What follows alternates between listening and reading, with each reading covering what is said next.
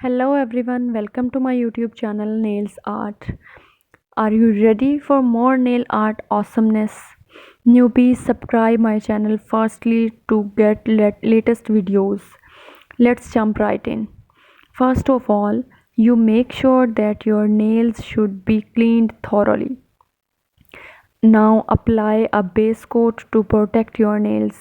This is super important for long lasting nails art. Now pick two stunning colors that speak to you. Now start by painting your nails with the one beautiful color polish. Make sure to cover each nail evenly. Once it's dry, grab a thin brush and dip it into the other color polish. Now let your creativity shine.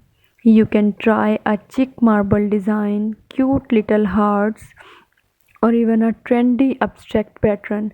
You also draw on your nails small butterflies, lines, and flowers. The sky is the limit. Just remember to have fun and enjoy the process.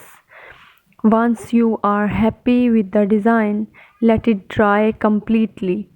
Then seal it with a top coat of extra shine and protection. And just voila, you have done your nail art in just few minutes. I hope you find this helpful method to create a professional nail art. You can see here different colors on your nails.